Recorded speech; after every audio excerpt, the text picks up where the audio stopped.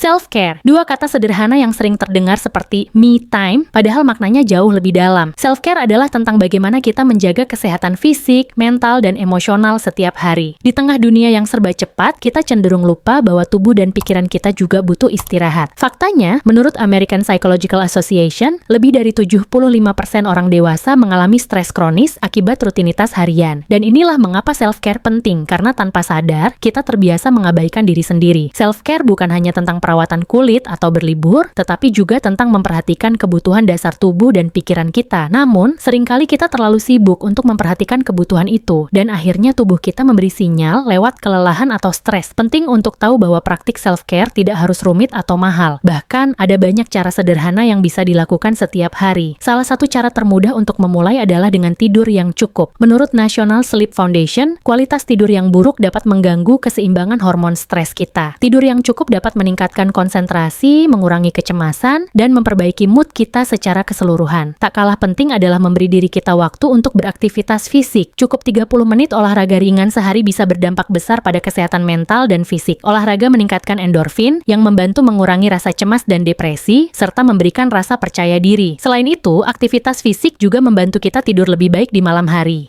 Cara lain untuk merawat kesehatan mental adalah dengan meditasi atau mindfulness. Teknik ini terbukti bisa menurunkan tekanan darah dan membantu fokus. Penelitian dari Harvard Medical School menunjukkan bahwa 8 minggu meditasi dapat meningkatkan kesejahteraan psikologis kita. Selain itu, penting juga untuk mengatur waktu untuk bersosialisasi dengan orang-orang terdekat kita. Relasi sosial yang baik dapat menjadi sumber dukungan yang sangat berharga. Interaksi sosial yang positif juga dapat mengurangi stres dan meningkatkan kebahagiaan kita. Dengan berbagi waktu dan cerita bersama orang lain, kita merasa lebih terhubung. Jangan lupa juga untuk memberi tubuhmu waktu untuk beristirahat dan melepaskan diri dari rutinitas. Cobalah untuk melakukan aktivitas yang menyenangkan, tanpa merasa tertekan. Melakukan sesuatu yang kita nikmati dengan santai juga termasuk dalam praktik self-care yang penting. Hobi atau aktivitas kreatif bisa memberikan rasa pencapaian dan kebahagiaan. Mengatur waktu untuk melakukan hobi juga bermanfaat bagi kesehatan mental kita. Tidak hanya itu, menyisihkan waktu untuk diri sendiri dalam bentuk hobi atau aktivitas yang disukai juga berfungsi sebagai bentuk penghargaan terhadap diri kita. Jangan lupakan pentingnya mencintai diri sendiri dengan menerima kekurangan dan kelebihan kita. Dengan memberikan diri kita kasih sayang dan pengertian, kita dapat merasa lebih tenang dan lebih siap untuk menghadapi tantangan hidup. Terakhir, penting juga untuk mempraktikkan gratitude atau rasa syukur setiap hari. Mengucapkan terima kasih atas hal-hal kecil dalam hidup bisa meningkatkan kualitas mental kita. Selain berbagai praktik di atas, penting juga untuk mengatur ekspektasi terhadap diri sendiri. Jangan terlalu keras pada diri sendiri ketika segala sesuatunya tidak berjalan sesuai rencana. Menerima bahwa kita tidak selalu bisa sempurna membantu kita untuk lebih fleksibel dalam menghadapi tantangan hidup. Ini juga menjadi bagian dari self-care. Praktik self-care bukan berarti kita melupakan tanggung jawab, tetapi lebih kepada menjaga keseimbangan antara pekerjaan, kehidupan pribadi, dan kesehatan mental kita.